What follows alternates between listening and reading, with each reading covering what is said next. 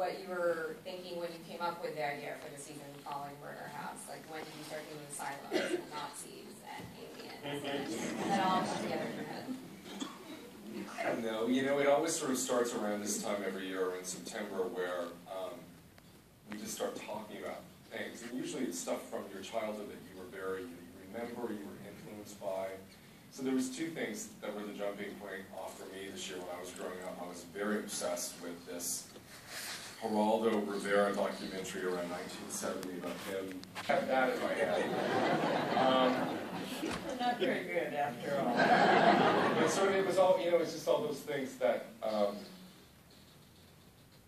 you know, it's a great show to do because it's sort of it's really fun for us in the writer's room because we all have a lot of influences, and it's a very adult writer's room. You know, I really love that it's sort of people who really lived and have lives, and so the material that we're drawn to seems to be a little bit more adult. But usually we start planning it, you know, a year in advance, and then you just, you know, sit there and talk about it for weeks and weeks and weeks, and then start drawing visual influences. And you know, the great thing about this show is every year it's a different story, it's a different idea, so you get to spend weeks building these incredible sets, and then you cry 5 months later when they're torn down, because the workmanship and the craftsmanship is so awesome. So so much love and attention goes into it.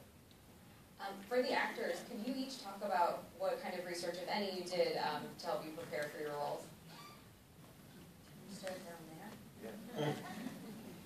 Well, let's see. I was the angel of death, so I don't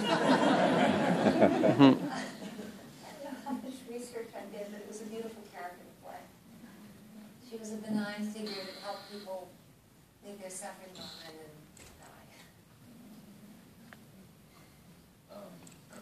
Unfortunately, I had looked at a lot of images and read a lot about horrible people.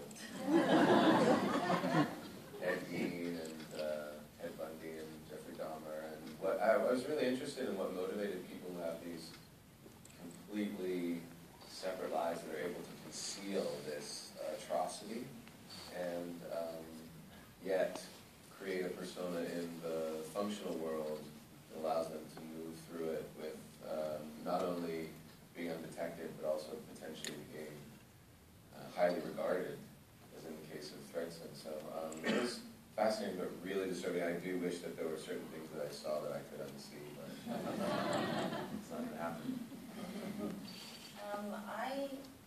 I did do some research. I read a lot about what it was like to try to be a woman, a female reporter at that time. And a lot of it was in the script in the first episode about how, you know, she kind of couldn't get anything but a cooking column to write about. And that was all very true. And I had a lot of pictures in my trailer of different reporters, male and female at the time, as well as different pictures of presidents and things like that, because I'm weird. But yeah, really did. That's my sister laughing. And confirming, exactly. Yeah. Research. I mean, as soon as Ryan mentioned to me that it was going to take place in an asylum, I mean, I went back in my mind to when I played Frances, and the research that I had done then, which was really based on Frederick Weissman's documentary, Titicut Follies, and just tracking that whole, you know, the kind of inner workings of keeping these people incarcerated. And madness has always been something that I've been attracted to. I mean, I gravitate to those characters that are on the verge of falling into the abyss. And, you know, this had so much as far as